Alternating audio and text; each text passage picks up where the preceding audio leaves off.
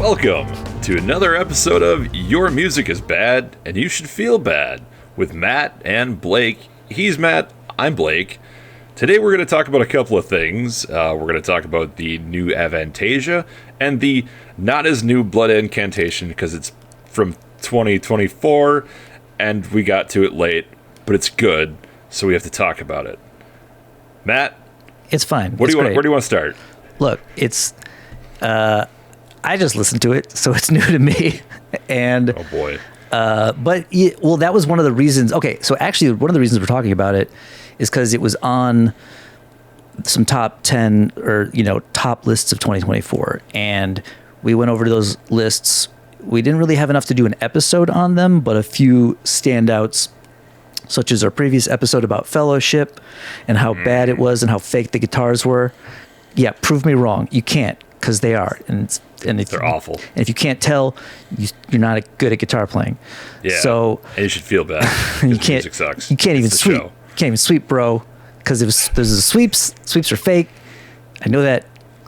Because you gotta sweep. Anyway, what was I talking about? Doesn't matter. Okay. I think we're talking about Blood Incantation. And Blood Incantation was on this list. Looking at them in the first place. Yes. And it was correct because the thing is, so they've had some hype going for a few years now. And the first time I heard about them was with their album, The Hidden History of the Human Race, because they're basically Ancient Aliens, the band, okay? And they've continued that theme with this new album, Absolute Elsewhere. It's split into 6 tracks, but they're actually like 2 pieces, like 2 side-long pieces that each have 3 parts to them. And one tablets. of them, they call them tablets. Oh, okay. I didn't even know that. But one of them it's in the thing. The first one is the Stargate, and the second one is the Message. So, again, Ancient Aliens, the band, continued. I liked Hidden History of the Human Race, but I had a lot of nitpicks. I didn't quite find it as unbelievable as a lot of people. This album, I like Absolute Elsewhere more. And it's like, and then we're going to talk about why. Because this one, I feel like they grew. And their whole thing is like a combination of death metal and classic prog. But, a lot of bands could be described that way. But that sounded nothing like this. Like we could say Opeth in some ways is sort of like that. But this is, okay, we liked the last Opeth. But this is way better than Opeth's classic prog inspired albums. So I was thinking about a cute tagline for this, and I never quite got to it, but I'm still kind of for some reason workshopping it in my head, and I think maybe it's just how I want to describe how I would describe this band, quick and easy to someone if they say, hey, what do you think about Blood Incantation? Or at least in particular this album.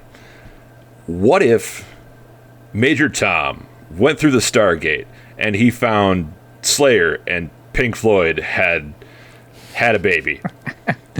That's this album. It's really good. Yeah, that's not bad. Because, there's... One of the cool things about this album is that while you can hear the prog influence on Hidden History, this one, it's like you hear you hear different prog influences, and there's a lot more contrast in the sound. They apparently bought a lot of synthesizers. I heard they bought thousands of dollars worth of vintage synthesizers. But then I was watching the behind the scenes documentary, which I didn't get through all of it, but it talked about how they had some synths left from previous albums. Like they did a whole album that was just synth. It was like an ambient synth odyssey, and that one I didn't actually listen to because when you describe something as ambient, to me that just tells me it's aimless and doesn't go anywhere. And maybe there's exceptions to that, and actually I might go back and listen to that one now, but this album is not ambient. It has a lot of synths, some very good synths. It has a guy from Tangerine Dream on one track, and the synths work really well, and I actually think the guitar tones and the death metal parts are better on this album too. They weren't bad on the previous one, but they're clearly going for a classic like they're not going for like a modern metal sound. It's not over compressed. And there was something about on the previous album how they like ran all the effects like before the speaker cab, but like as if that was how bands always did it in the past. But that's actually not true. Plenty of bands would like record guitars and then add effects like in the console. So like it sound and it makes certain effects sound kind of sloppy, and some people like that aesthetic. I didn't care for it as much, but I think the guitar tones on this album are better regardless of how they did them, and the sort of retro aesthetic and production works better on this one in my opinion. And maybe it's because the synths adds an extra layer, and there's also just more dynamics in the sound. Like you said, there's like a clear like Pink Floyd section. There's some clean vocals. I don't think there's a clean vocals on the previous one. It's really good. It's all around. It's really cool behind the scenes documentary, which I only just got to the other day, and I didn't finish it, but it was really interesting too. They went to this famous studio in Berlin where I have notes. Hansa Studios, That's where I read that. Tangerine Dream and Brian Eno and lots of people have recorded there.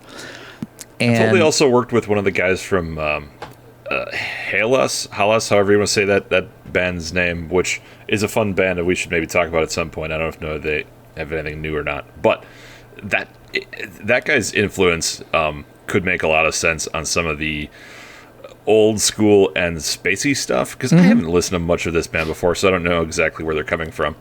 But Halos is a fun amount of the whole very old school sound, and I think if that was his influence, that's a good thing for this band. Yeah, I definitely think it contributed something. I'd be interested. I don't know. I'm not that familiar with them, and I'd be interested to hear more of them. But yeah, this album, it has, like, again, they had the sort of retro prog aesthetic, and maybe there might have been some synths, but it was less prominent.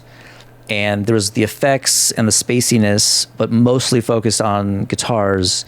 And it was more clear that they were like a death metal band. This one, it felt more like they were a prog band that also does death metal. And they even said that when they were doing the ambient album, they only used 70s synths because they were going for like a very 70s kind of thing. Nice. And then this one, they added some 80s ones because they wanted a more broad sound, like still clearly retro, but, you know, mixing different decades, which I think gives it something more novel sounding. Sure. The guy also said in the documentary that they used a lot of, like, because of that studio, they used a lot of like 50s mics, which are, they said, were organic and dynamic and not necessarily brutal. But I think that, again, that added something. It's supposed to be brutal. And there's all kinds of brutal stuff in here. Definitely gets brutal. So I don't know. But interesting. I guess maybe I'll have to watch this documentary at some point because I didn't. I was aware of it, but it's very good. It's in fact, I want to finish it, and I actually made a note that the documentary itself was really good for just a little like studio documentary.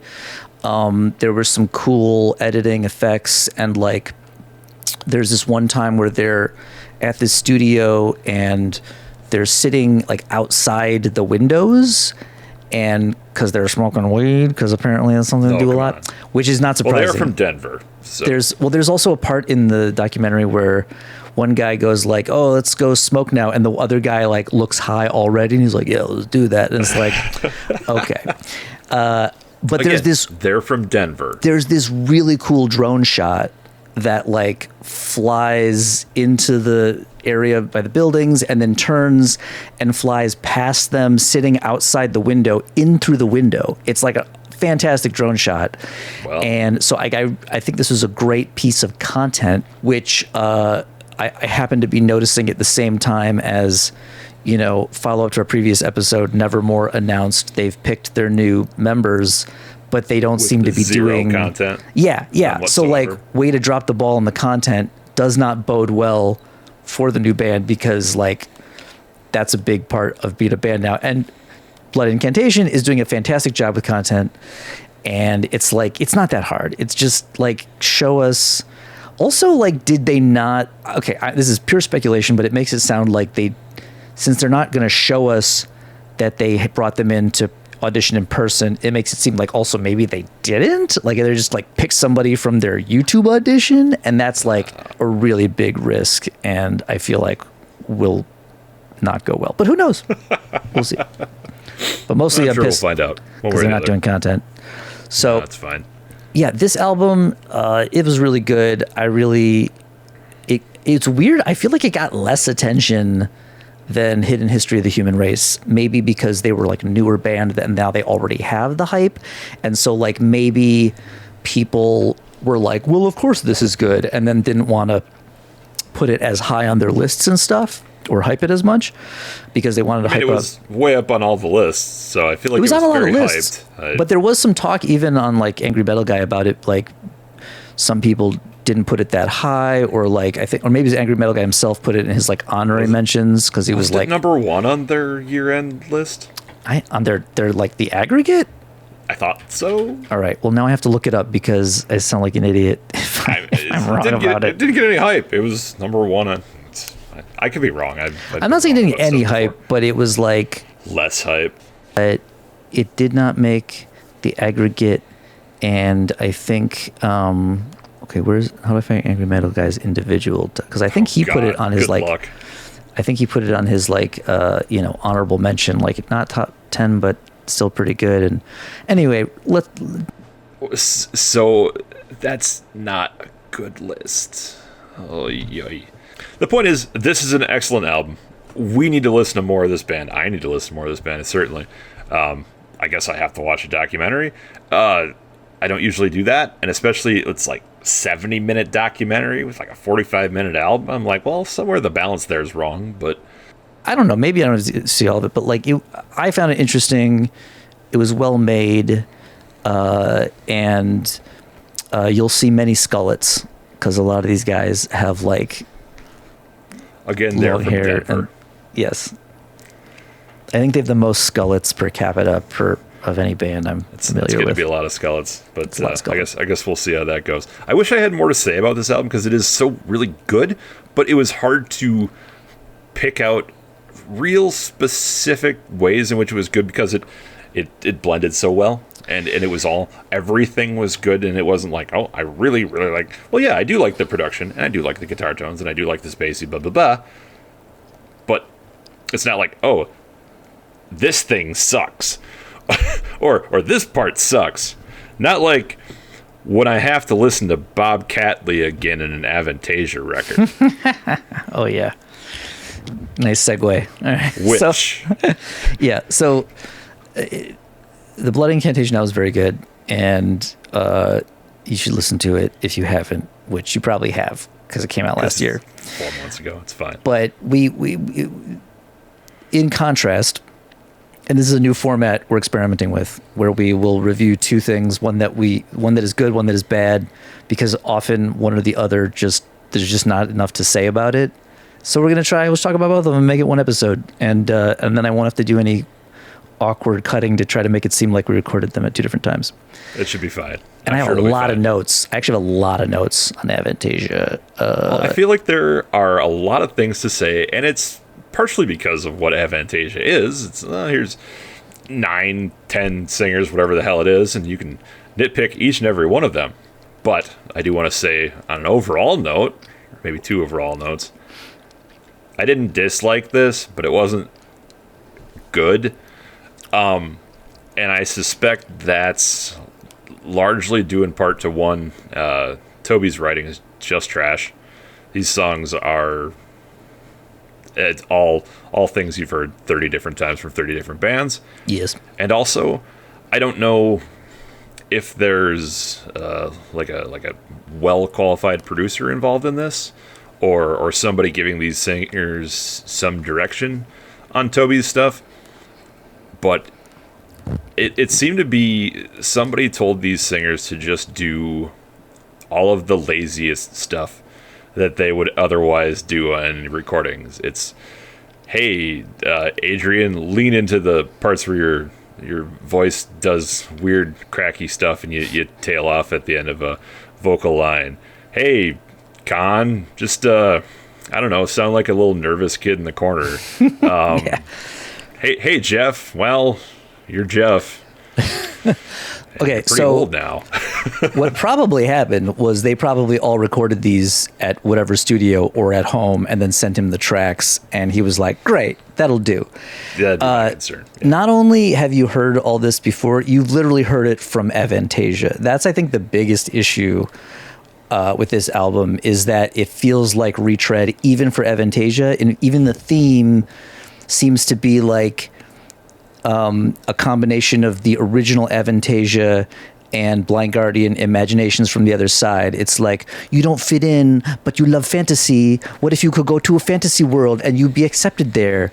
And that's how we get Fellowship. yes, and which we don't want. And it's like, also, since he's even already done it, only at least the original had like these additional like Gnostic themes. So it feels so like redone. Also, the lyrics. Oh man, I'm gonna look up some lyrics because they're so bad. They're some of the worst lyrics you ever heard. It's more impressive than getting Jeff Tate on this is that he got him to sing these lyrics. Well, so I guess Tate has done 4 of these. Has I saw he? something about somebody was listing. I think it was a Reddit article. Somebody was listing that people have done Avantasia. Apparently he how did. Many they've done, and I didn't know he'd already done Avantasia because.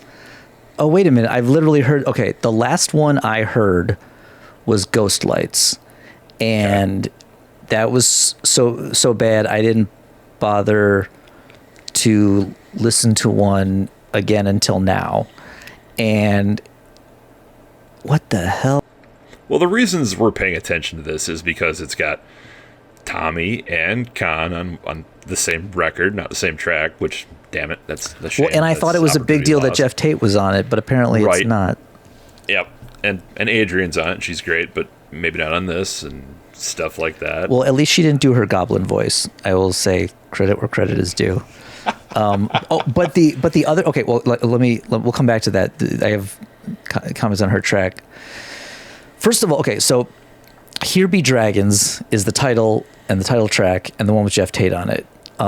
Yes, it is. Honestly, though, Jeff sounds fine. He sounds great. Jeff sounded pretty good. He's not, he gave up his super high stuff years ago, but like for the range he still sings in. He has to. Exactly. But he still sounds great in the range he still sings in. It's just that he doesn't write anything good anymore, or maybe he never did because he had Chris DeGarmo. So if someone would actually write some good music and have Jeff Tate sing it, that would be fantastic. Any day now, if anyone wants to do that, since apparently he's willing to do Avantasia, he's available. He needs the work. He can still sing. He just needs someone to be like, this here, sing this, and have it not suck. But what you don't want, Rage for Order 2 and Empire 2 and Mindcrime 73. Mindcrime 3 is coming, and boy, is it going to be bad. I'm aware. Jesus Christ. The lyrics, so bad. Okay, so like, there be dragons. First of all, he thinks this there be dragons, and then like there be magic, there be shadow. He thinks this is like a good motif. Repeat there, like, it's not. It sounds dumb. It sounds really dumb. Hideaway, neath an illusion. You believe you're deceived till your eyes will agree. Poise in confusion. What a night! What a show! What a diablerie! It's like, it's so bad. It's like he's trying so hard, and it's so awkward, and then he gets Jeff to sing some dumb crap too. He also literally references a bunch of in Moonflower Garden. He references a bunch of other Avantasia albums, several of which I haven't heard, and I have no intention of listening to now. But like, again, maybe this would make sense to like tie all your stuff together if it didn't also have the same theme as your first album. And it's like the Dark Tower but stupid, because the Dark Tower ties all of Stephen King stuff together in some weird way. But this is just it's bad. So this is maybe what's also funny about this song, the Here Be Dragons song, is that like, it sounds kind of like a tribute to Queensryche. It sounds like it's trying to be Queensryche-esque, but for some reason, just like a lesser track from Empire. It just sounds like one of the forgettable Empire tracks, and not like Mindcrime or Rage or anything. It's just like it's let's see, where else did I? Yeah, how you want that to work out. Yeah. Trying to discern if there's a story. There's one of these that I know it's not the actual lyrics, and I've forgotten which song it was. I was trying to look it up but it sounds like he's really concerned about Felugians. Felugians? Because yeah, well, he's obviously saying something about illusions and blah, blah, blah, blah, blah. But I feel like almost every instance of it, it's preceded by the word "of" or something, and there's not any spacing between that. So Felugian. He's deeply concerned about the Felugians, and that's odd because I don't know very much about the Felugians, and I would assume Toby doesn't either. I see what you're saying. Yes, it sounded very silly. I couldn't help but thinking of it every time. Yeah, it's very awkward. So I put down, like, I was trying to discern if there's a story, because again, it sounds like the concept is the same as the first one, but it used to be like an actual story, and then the guest singers would have like actual roles. And I don't know, maybe he gave that up a while ago. Maybe is just phoning it in now, but like I never got the sense that any guest singer was an actual character. It was just sound like they just showed up on a track. Like, was Jeff Tate just Jeff Tate the whole time? I really couldn't Probably. tell. It was the Moonlands at Twilight is the concerns about Felugians. It's the one with Kiski, which makes it that much better. No man nor beast would fear just a whim of illusions, just a whim of Felugians. It's fine. Sure. Just leave the poor people of Fallujah alone. They don't need that smoke. Leave Fallujah alone. You're going to hear it now. You're going to hear it when you listen to it. So sorry about that. Don't worry, I'm not going to listen to it again. I've listened to it enough. Well. I'm pretty much done with it. But I found someone on Reddit saying how they felt it was very aggressively mastered, overly compressed. What they always say now is they can't wait for the vinyl master, because it'll have dynamic range and it won't be squashed. And which brings us back to the eternal debate. It's not even a debate. It's just that, like, the new trend now is destroy the digital master for no reason. Right. Because, for loudness war reasons, but like the loudness wars should be over. But some people still out there fighting. They don't know, like nobody's told them. But now the new thing is you do a dynamic master on the vinyl. And the thing is that vinyl, we should do like a separate episode about this at some point. This would be a good, like, not specific album topic about like vinyl has less dynamic range than digital files. And so, like, give me the dynamic master. Let me have it in a digital format. I don't have a record player. I don't want a record player. But like, no. If you want dynamic range, you need it on vinyl, which has less dynamic range.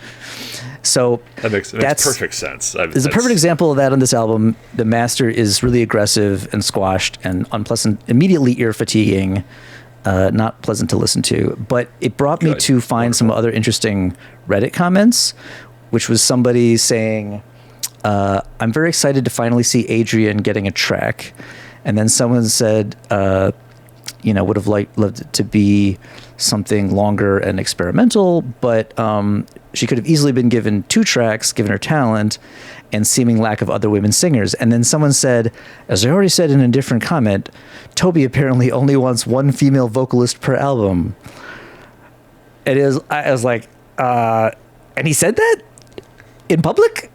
That seems bad. Toby didn't say that seems public. real bad. I don't know. Need to see. I don't know, or maybe he didn't say it, but maybe it's just like apparent, because apparently maybe there's just like 1 female singer per album. This is Reddit, and people. Yeah, people but I mean, again, Reddit. they're not wrong though. If it's true, like, even if he didn't say it, if that's apparently how it's playing out, like, it tells you something.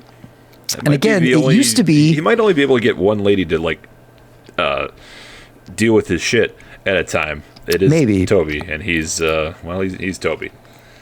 but apparently, they probably don't have to like see him or anything. Maybe. All right, so all that aside, whether or not that's his policy or just, and I ignored a lot of that. it stood out to me because again, I haven't listened to the last few, so I wouldn't have noticed it otherwise. But also, she could have been on more than one track. He used to do that. Like the first Avantasia, they were characters. A lot of them were on one track, but Michael Kiske was often on more than one track. And I guess now he's just like, listen, it's just a thing where I have people sing half the time, so I don't have to, and more people. Well, that was another thing one of those guys brought up, actually, was that, like you said, with the original 1 or 2, where it was a thing and characters interacted with each other, and there were more than one guest singer on one track, or one singer would be on several tracks. Mm-hmm. There is absolutely none of that now. It is one singer, one track, and you're done. And that I think the guy had speculated had something to do with, well, Ed Guy's gone away, and this is no longer a side project for Toby. So now it's just like Toby's album, but the shtick is that he gets guest singers. So that's apparently what we're just doing, and it's just kind of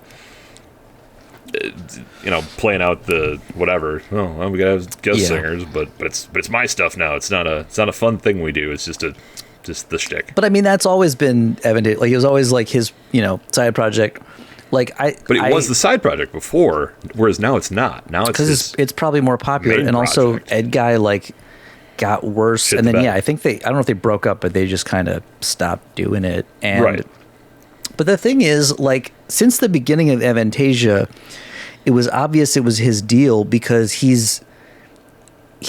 in Ed Guy, I believe he would play keyboards or just sing, and he'd play keyboards in the album. And so this, you could tell it was written by a keyboard player because it didn't have a ton of riffs. It was more just like chord progressions. And he clearly has some guitar player on this who he lets do a little bit of stuff, keep it interesting, but it's still just not super exciting. Although, I did have a note that Unleash the Kraken, the riff sounds like The Needle Lies, except that it doesn't fit at all. And it's just, so I feel like there's definitely some Queensryche tribute on here. Unfortunately, very bad songs like the one he made Jeff sing. And then Avalon, the song with Adrian Cowan on it, apparently every power metal album now needs a song that sounds like it's doing like 80% of the melody from Somewhere in Time by Camelot, but then just like slightly less interesting. It's a big song. It's a and big Avalon, because remember there was gotta copy shit apparently. There was one on The Last Seven Spires, and I was like, okay, I get it. They're very influenced by Camelot, but now this one has it, and then Adrian's singing on it, and I'm like, and it just makes me want to listen to that Camelot album instead. Yep. I don't know. It's let's see.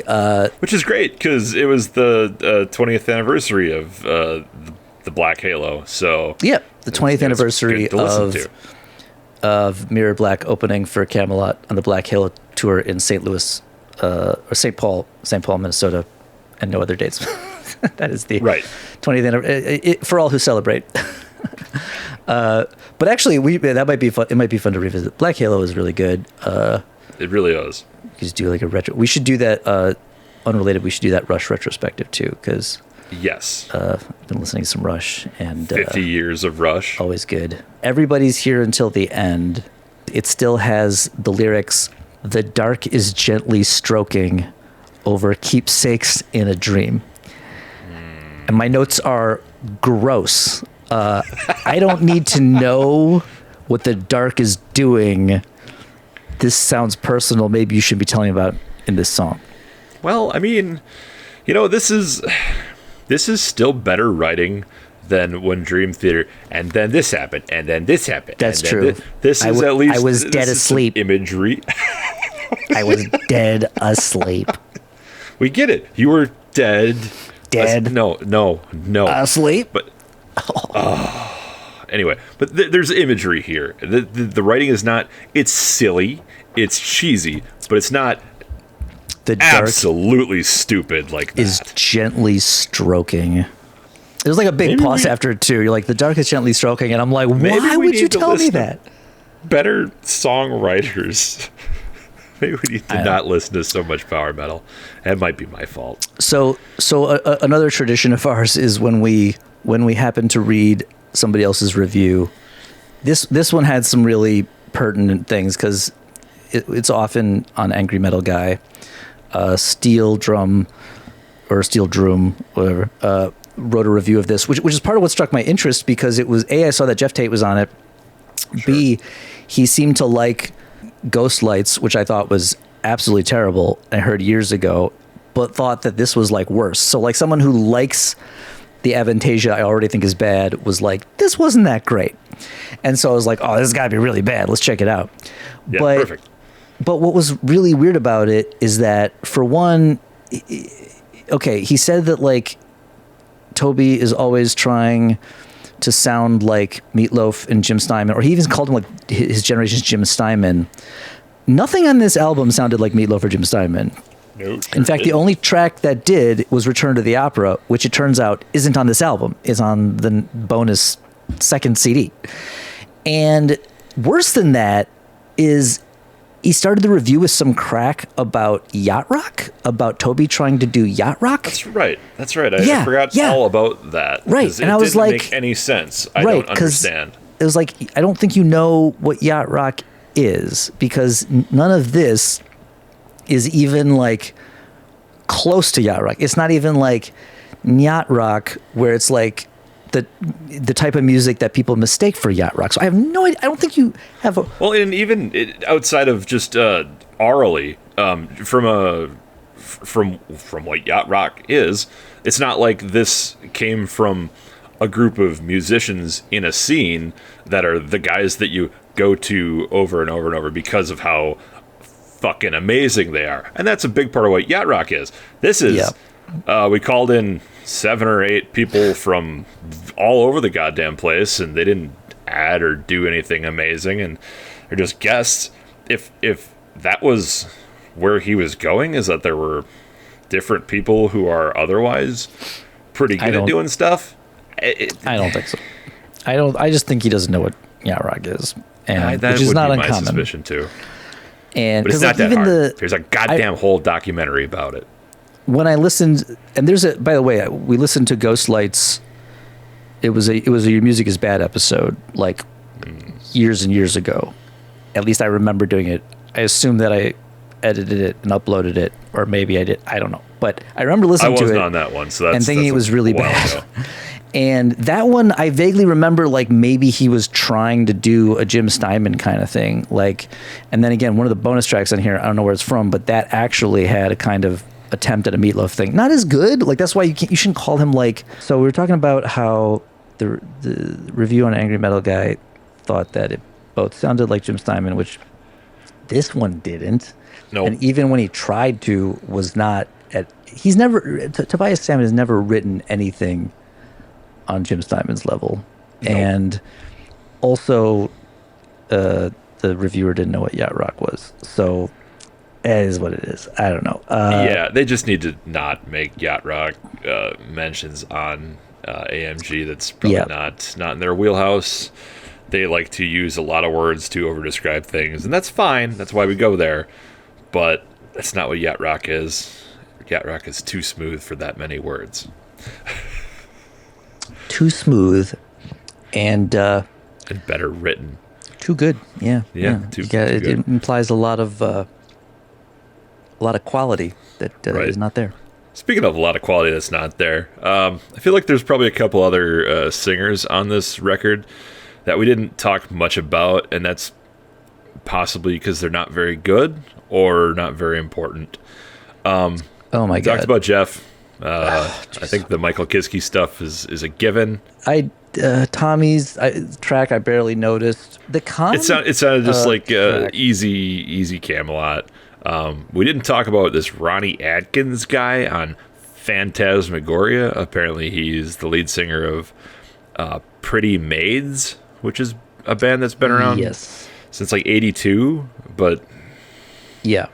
this, They're I considered feel like every time this AOR. track came on and I was trying to pay attention to who was on it, I didn't pay attention because it was Yeah. incredibly forgettable and just kind of sounded sort of like Toby, a little more Yeah. gravelly.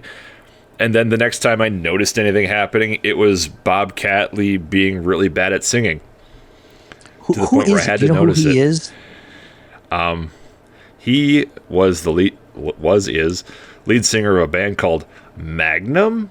He has been on 8 of the Avantasia albums, so I'm guessing he's just Toby's buddy. But he's not good. probably. Yikes. And I think I understood why he was on here, or on Avantasia Records, some of the earlier ones, because he's kind of doing a character. I feel like there was some older priest or some crap guy, and some of the ones where they were dealing with like the Inquisition-y stuff. And I think he sounds probably worked for familiar. that. Here he just sounded. It was more like Bob Caterwally as opposed to Bob Catley. It sucked. He sucked really bad. He sounds terrible. He shouldn't do this anymore. Adrian, we talked about, and then there was this Kenny Leckramo guy, who is the lead singer of Heat.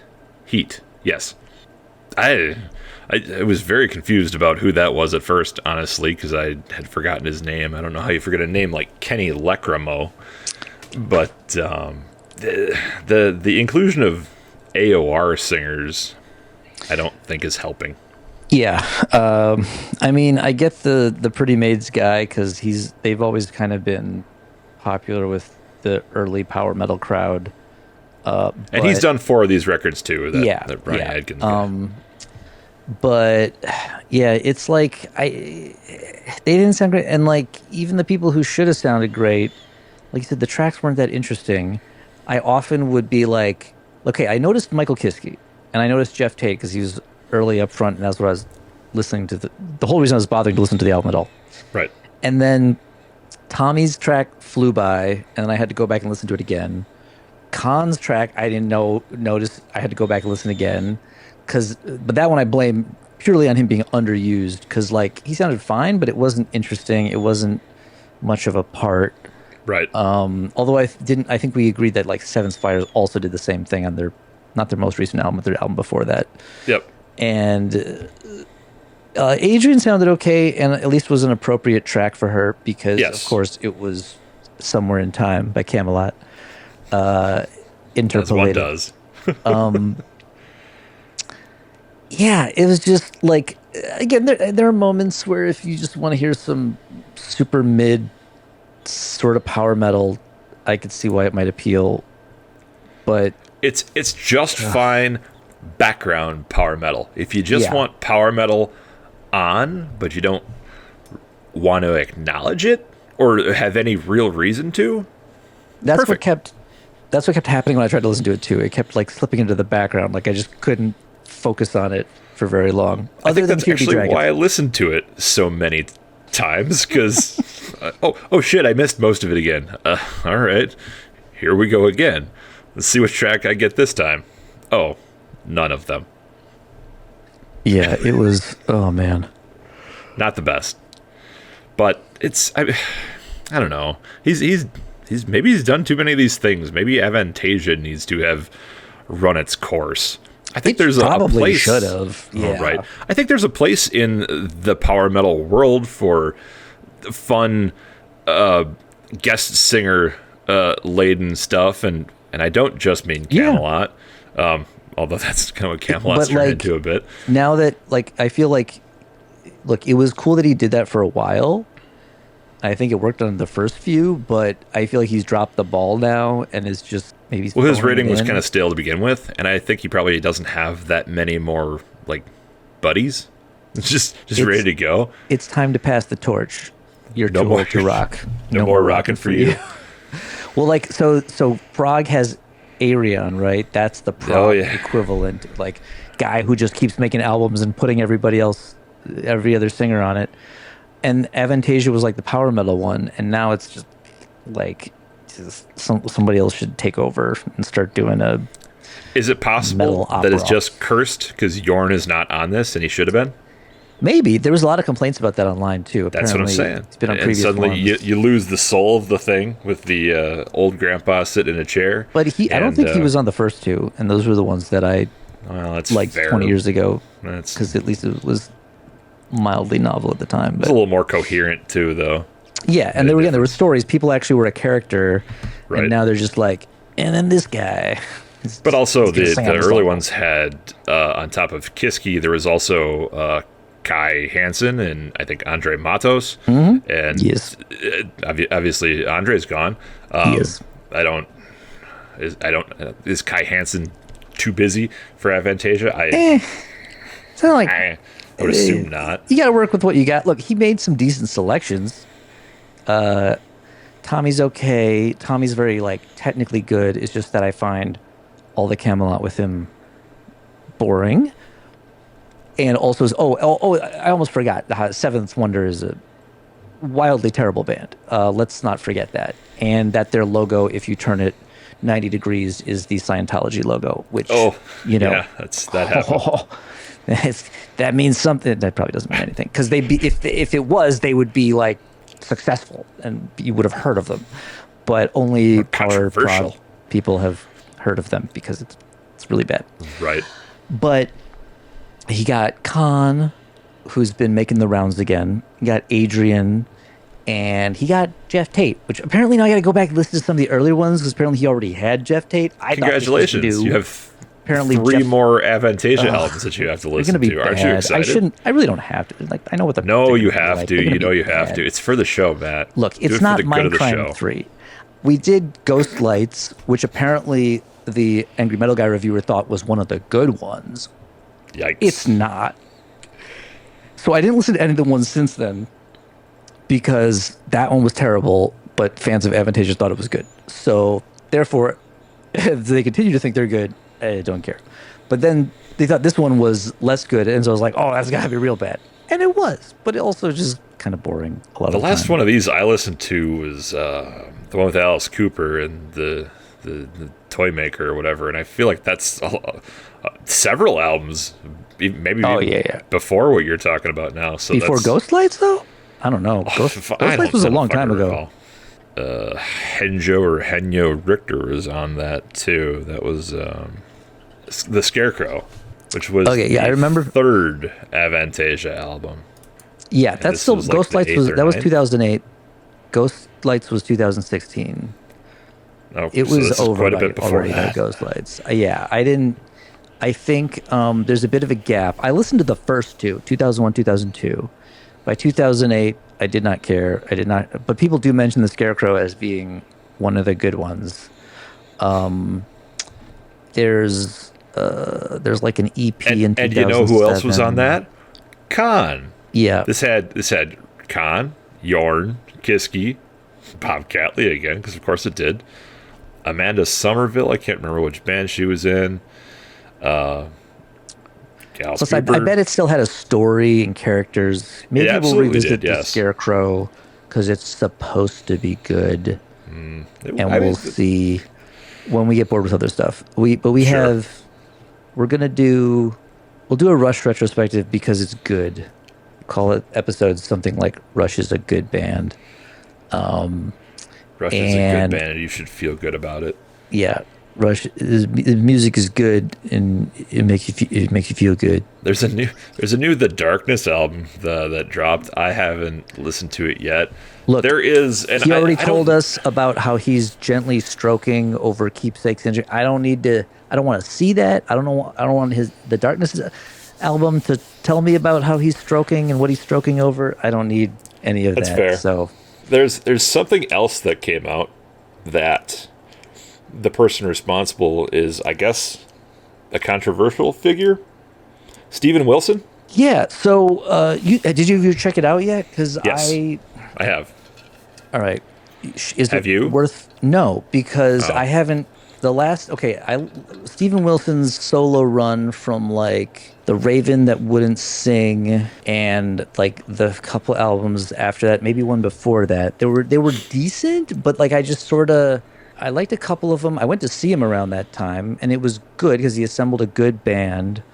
Then he started getting Guthrie Govan on guitar, The Raven That Wouldn't Sing. The one before that, I forget what it was, but that was pretty decent too, and a decent live show. But then it started to kind of sound like the same thing. Then he did some weird Hand Cannot Erase. Seemed interesting, but I only listened to it once, and I never wanted to listen to it again. Angry Metal Guy had a good point, which was that he then said in an interview that it was about some woman who like died in her apartment, and then no one found her, and he was like, it was a very sad story. But then he said it was also about his career, and it was like, have you considered shutting up and like climbing out of your own asshole? Like maybe just so. And then there was an album where he like tried to go pop or something, and everyone was like, no, well, this was not that. That's not happening. So I don't know. This had Floyd to it. This had Beatles to it. I assume he's past a lot of that and bassiness to it. Okay. Well, it sounded good. It sounded a little too British for my taste in places. I don't know. I haven't listened to a lot of Steven Wilson. It just was a thing that came up while I was paying attention to music releases around the time. So I was like, well, let her rip. I'm willing to listen to it. It's fine for podcasting purposes. But I don't know if I'll have much to say about it because I really lost interest in his stuff I understand. a little while ago. Oh, I know another album that the new Coheed and Cambria is out. Oh yeah, I have some opinions about that as well. I could check that out. There's at least one other album that I forgot about already. There's been a lot of music coming out, and there's more music coming out, and I think there's new Children of not Children of Bodom. What's his face? The other guy, Danny Filth, Cradle Filth. I don't know. That's I don't know why I confused those names. Yes, but there's new Cradle of Filth. There's I don't think that's out yet.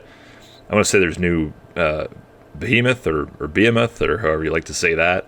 I don't think that's out yet either. I believe that's The Shit of God. Oh yeah, it's called. I heard with OV of course for O. Yeah. So that's the thing. There's a lot of music out there, and there's plenty to talk about. It's just a matter of if it's interesting and worth talking about. Yep. I don't think that Steven Wilson album is an episode. It might be a half of an episode where we talk about something that's not good and something that is good. Yeah. And then we'll do some more like the Rush retrospective would be a good one to do a bunch of episodes of something we like. Like the Black Halo. Oh yeah, that would be a fun we could even do a whole early Camelot retrospective. Yes, and we should definitely do that. Complain about late Camelot or something. Although actually there was a new Camelot a year or two ago where people were like, this is the best one in a long time, and I don't think I really bothered to check it out. I checked it out. Yeah. Was it lies? Was it just okay? It was oversold. Yeah. I might have listened to it, but if I did, that means it was I don't remember it at all. I think that's the problem with what I'm going to call late stage Camelot. Yeah. Is it's all the same. It's the same. I mean, it's still power metal, so that's kind of what you signed up for. Yeah, and there are worse bands. That's the point. Yes. Tom's Youngblood is pretty good at what he does, but at some point you kind of don't have a ton of new ideas, and so you're kind of just reworking your old ideas. Yep. and usually that's when you started to get paid, and so you're like, well, I'm not gonna stop getting paid, like when Portnoy left Dream Theater. And actually it turns out, I always thought Portnoy was right, but turns out I was wrong. He came back, same shit. Hey, speaking of which, there's new Arch Enemy too. I just remembered about, which is now sans Loomis. I would guess it's going to sound the same minus the occasional guitar solo with a lot of wind. I think I listened to it once so far. They weren't letting him write anything anyway. Right. So it's just the solos will be somebody else. Do you know who replaced him? Did they get somebody else significant? I want to say it's Joey Concepcione or something like that. Oh yeah. Joey Concepcion. He's from something, but whatever. I don't care. Something like that. Some guy.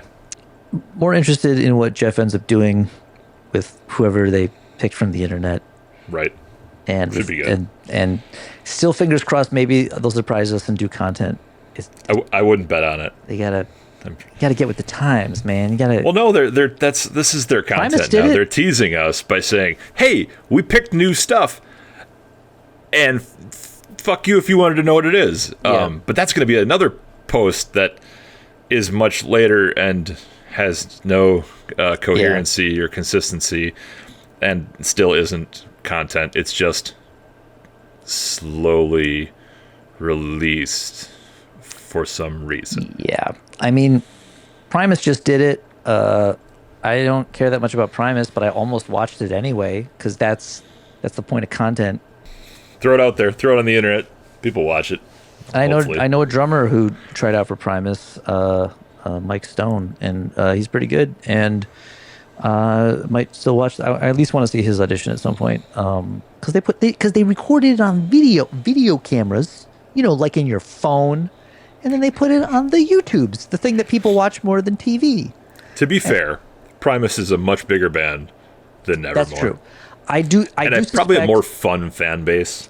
To be fair to Nevermore, I suspect they can't afford to fly people out to audition or whatever else. Like, Sure, but you know what you can do? Is you can have an online meeting where one person or more than one person is on one camera and another person is on another camera, just like we're doing. They and probably you can record it. I would hope they at least Just did like we're that doing. to like meet whoever they decided to hire.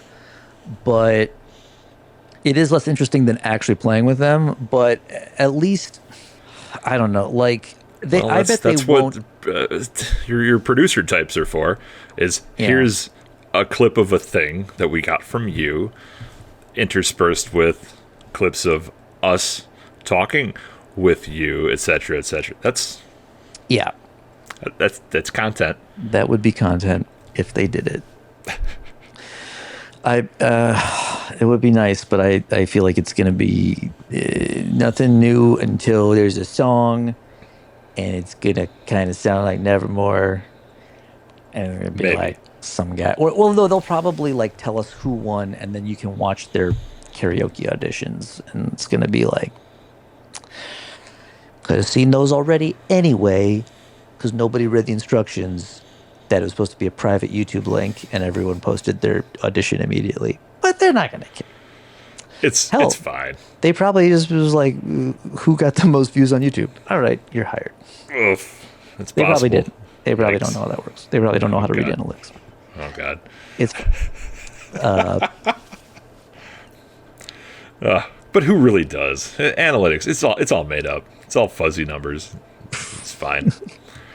Fuzzy. it's math. literally how many people watch the thing. It's not. Yes, but half of them aren't even real people. It's all bots. It's bots watching bots. It's bots all the way down. There are a lot of bots. There's a lot of bots, but It's fine. not this podcast. Anyway, no bots. No, not this That's podcast. Why This podcast no has two guys purely that are a little bit full of human shit. viewers, and that's why there aren't very many of them. Someday, Don't you want to come to this podcast to watch us run out of stuff to talk about before we figure out how to end an episode by reminding you to click like and subscribe, because that means you can easily watch more of the end of episodes where we also have a little bit forgotten what the hell's going on. But that happens. Yeah, thumbs up that shit. No, you should click the like. Apparently, likes matter more now. Like, no one cares about subscribe. Doesn't matter other than No, that's so you can see it again soon when we do more things. It might tell you about it. YouTube. No, it won't though. YouTube supposed doesn't to. care what you're subscribed to. It's God lies. fucking It's damn it. all lies. It doesn't care. It'd be wonderful if you subscribe because Yes, please do humans that. still think that matters. But it turns out it doesn't. It doesn't. YouTube is just like, we don't care what you're subscribed to. We know what you like. Even though you don't. I'm going to show you whatever we feel like. I'm I want actually kind of them to be good, looking but- forward to this new The Darkness album, so I think that's my next big listen. All We'll right. see how that goes. All right. Let me know if it's worth checking out. I have Oh, I some will do that. driving to do, so I can. Cast magic missiles on The Darkness.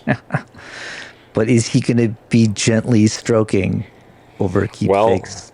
probably. Well, there'll be stroking. I mean, it's what I'm saying. it's Justin Hawkins, and that seems to be his direction of stuff. And he's got a YouTube channel, and he likes to He's talk very about active. people. Yeah. Yes, he's very active. So, I mean, if we could Good for him. He makes accidentally good talk about content. Justin Hawkins a whole bunch and get him mentioned, that would be terrible. I would hate that. I can't wait to listen Hi, to Justin. the Darkness album. Okay. All right, now I'm listening to the new The Darkness album. Absolutely, that'll be good. All right. It's the best. Maybe it is the best. I haven't heard it yet. Well, Nah, I haven't either. maybe it'll We'll be see. the best. Whatever algorithmically is most like to Good. inflame the all right, you should click on a thing or leave us a comment about how Here Be Dragons is good actually, or tell us which Avantasia album is that you think is good that is probably not, as long as it's not Ghost Lights, because I heard that crap already. Sucked. Fucking garbage. All right. That's enough of that.